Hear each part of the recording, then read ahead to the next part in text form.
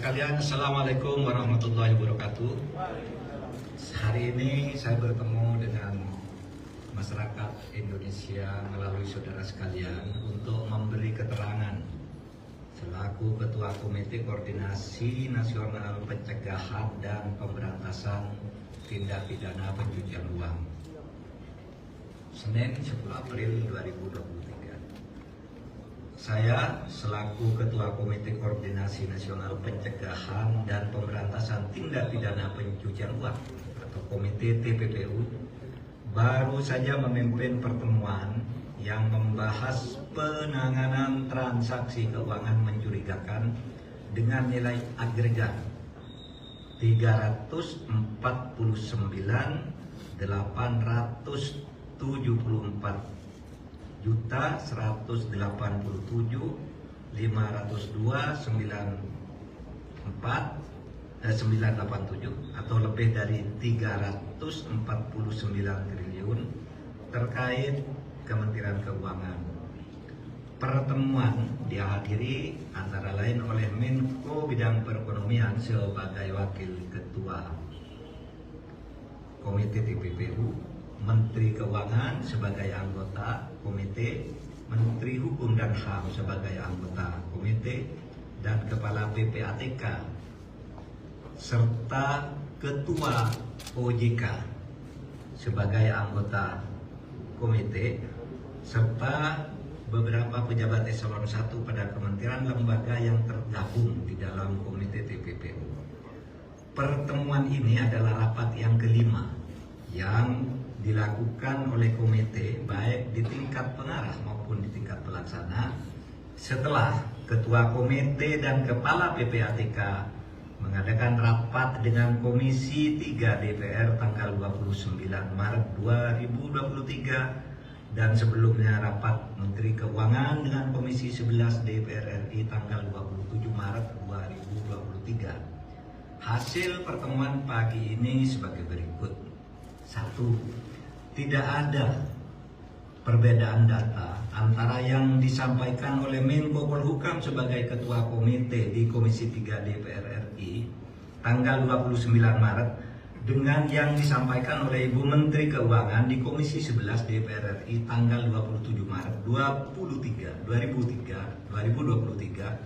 karena sumber data yang disampaikan sama, yaitu data agregat.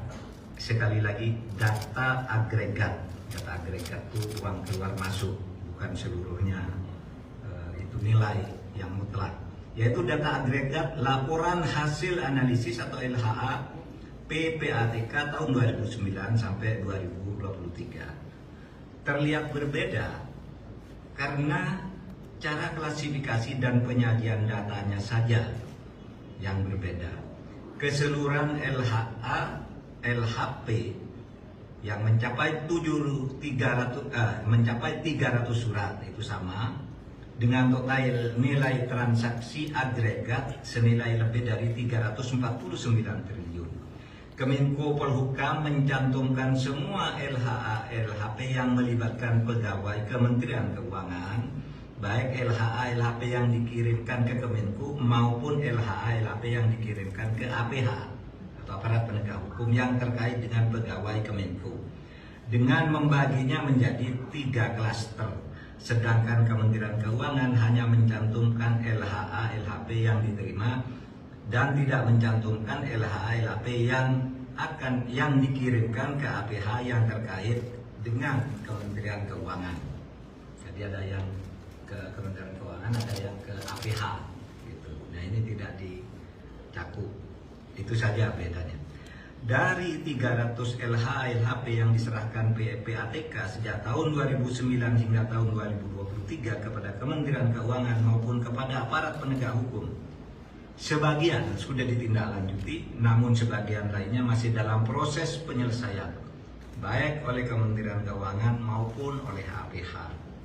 Yang ketiga, Kementerian Keuangan sudah menyelesaikan sebagian besar LHP yang terkait dengan tindakan administrasi terhadap pegawai atau aparatur sipil negara yang terbukti terlibat sesuai dengan Undang-Undang Nomor 5 Tahun 2014 tentang ASN Junto PP nomor 94 tahun 2021 tentang disiplin pegawai negeri sipil. Selanjutnya, Kementerian Keuangan akan terus menindaklanjuti dugaan terjadinya tindak pidana asal atau TPA dan tindak pidana pencucian uang atau TPPU sesuai dengan ketentuan Undang-Undang Nomor 8 tahun 2010 tentang pencegahan dan pemberantasan TPPU yang belum sepenuhnya dilakukan.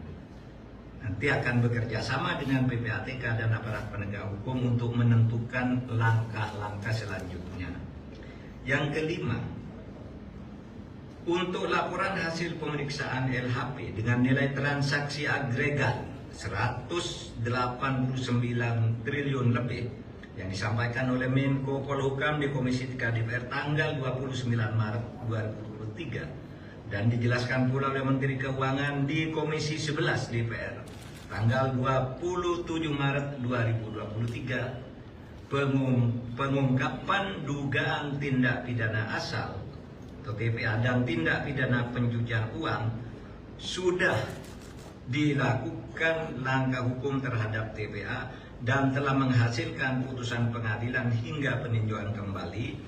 Namun komite memutuskan untuk melakukan tindak lanjut termasuk hal-hal yang selama ini belum masuk ke dalam proses hukum atau case building oleh Kementerian Keuangan.